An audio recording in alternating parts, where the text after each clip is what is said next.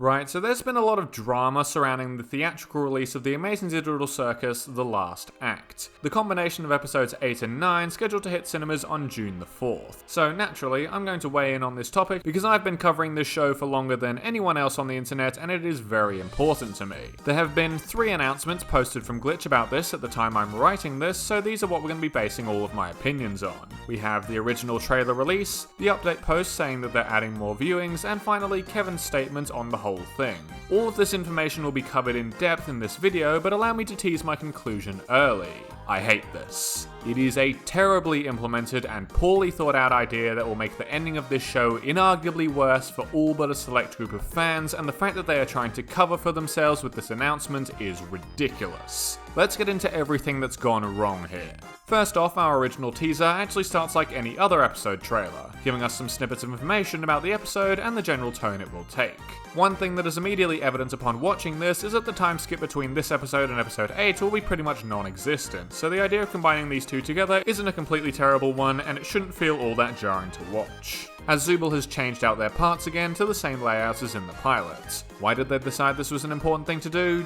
Who knows. We can also tell from the teaser as well as this poster that the last episode will be Jax-centered again because he is one of the main characters. I've seen people getting really upset at this again because Gangle, Zooble, and Ragatha aren't getting as much development. To be completely honest, that argument has been null and void for a while now. These 3 are supporting characters. Of course they're going to have less development. And even then, they've seen a fair bit for the show only having 9 episodes and are in no way one-dimensional. In a move that surprised almost nobody, however, Jax is not getting more screen time to showcase how much of a good person he is. Rather, it looks like he's going full psychopath and taking Kane's place as the main villain of the episode. This behaviour is likely driven by a desire to see Ribbit again. We see her sitting and stargazing with what we can assume to be Jax at the end of the teaser, and there have been so many hints to her involvement throughout the back half of this series. I've already said this twice and been wrong, but there is no way she can't make a major appearance in this episode. But theorising about the contents of the finale is not what we're here for today. We are here mostly to talk about this, the announcement of when and where it will be shown. In select theatres, mostly in the Americas, 2 entire weeks before we see it on YouTube.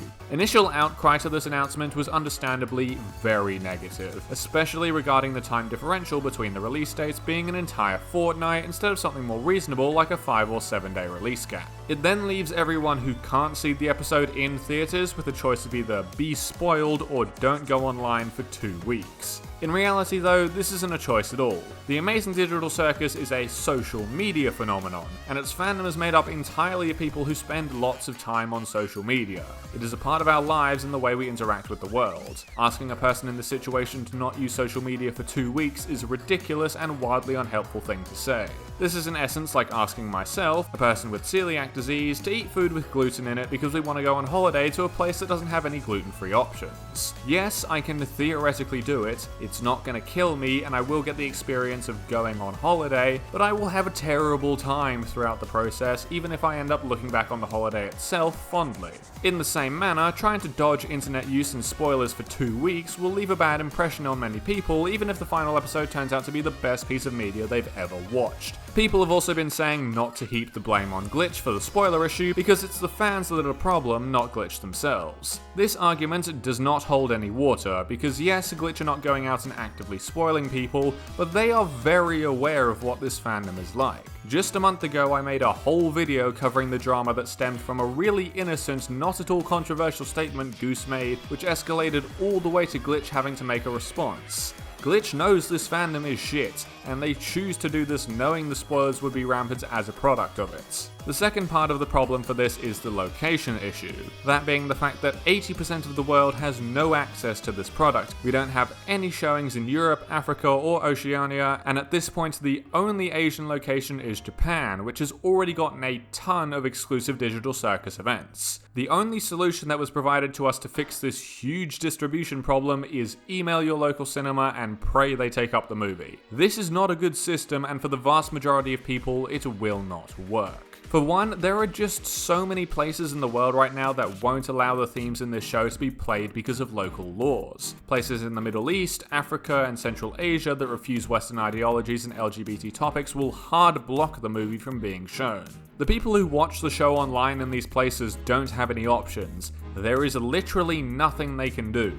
A similar thing happens for people who can't go to the movies for other reasons, such as a medical condition. The beauty of YouTube and movie streaming services in general is that it allows absolutely anyone to watch whenever they're able to. In-person cinemas don't have this same freedom. The average advocate for this strategy working, though, is immediately going to point at Iron Lung and say, well, we can't get it everywhere. If we try hard enough, we can get it to most places and satisfy the majority of fans. Iron Lung did produce a similar system, but with a couple of key differences. Number 1, Iron Lung is a real movie, not just part of a series. And number 2, Iron Lung was only available in theaters. This makes it much easier for a chain to pick up and distribute because it's what a movie should look like. The finale of the Amazing Digital Circus doesn't look anything like a real movie, so trying the same system won't yield the same results. The fact that you need to have seen the rest of the series as well for this to make sense also massively cripples the amount of people who could even watch it. But of course, the second post for that fateful Friday from Glitch did show some progress being made, with extra time slots announced for existing countries and the addition of screenings in Mexico. Unfortunately, those additional screenings don't actually exist yet, over 4 days later, just the promise that they will be there at some point. This is all well and good for now, when there is 2 months until release, but what about the very last locations to be added, maybe as late as mid-May? I need to call off work 3 weeks in advance. How am I supposed to manage getting myself to one of these very limited releases? Seeing all of this backlash to the announcement, on Monday, Kevin Ludwichigal, CEO of Glitch Productions, came out with a statement. Note, this statement was addressed from Kevin personally, and not the Glitch team as would normally be the case. I will take a moment to talk about this actually. Regardless of how you personally feel about these decisions, and no matter how angry you are at the mishandling of this situation, the only people who should be the target of blame for this is the executives at Glitch. The voice actors, showrunners, and music producers have no say here.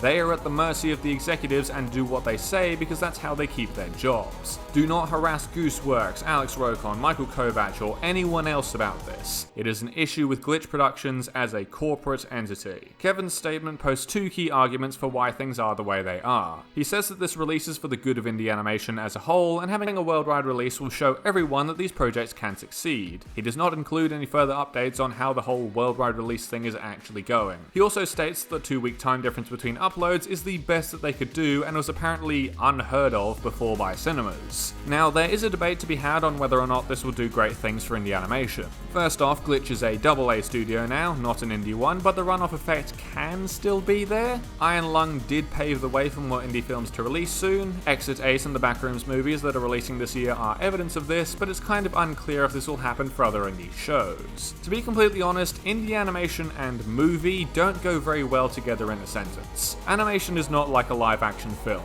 You can't simply get a few people together, a small set, and start filming. To produce high quality animation at the scale you would need to fit a feature length film in requires dozens of people working full time for years, and the budget for that just doesn't exist. It makes much more financial sense to go along the has-been hotel route, make a pilot of an episode of a series at a much more reasonable length, and pitch that to streaming services. Glitch is in an incredibly unique position to be able to do this themselves, and it is highly unlikely that any other indie studios will get to this point for a long time. As for this being an exclusivity gap that is unheard of, I call bullshit. Battle for Dream Island, the release most comparable to this one, being a combination of some episodes of a series released on YouTube, had a 1-day gap. Granted, this is on a smaller scale than what Glitch is trying to do, but unheard of is not accurate. But of course, I have skipped over the most important thing here, because so did Kevin. What does this release in theaters actually give the fans? In a 2024 study by Madalena Rathgeber, it was found that people who watched the same film at home by themselves versus at a theater with other people reported higher levels of engagement and enjoyment when they were by themselves. Now, while this may vary based on person to person, there really isn't a good reason to go to the movies instead of watching the film at home. This is why the movie industry is dying. People don't want to go see something that they could have just watched at home normally. Glitch is taking this choice that people would normally have and ripping it away from them by saying you're either going to pay to see this show and not be spoiled, or you're going to wait and have it ruined for you. People aren't excited to go see this in theaters, they're just relieved that they don't have to wait for it to be released on YouTube. And that's the big problem with all of this. They preach this release as a great send-off for fans of this series, but in reality, it was never about the fans at all. But that's not all I've got for today. Why don't you take a look at the other side of this argument?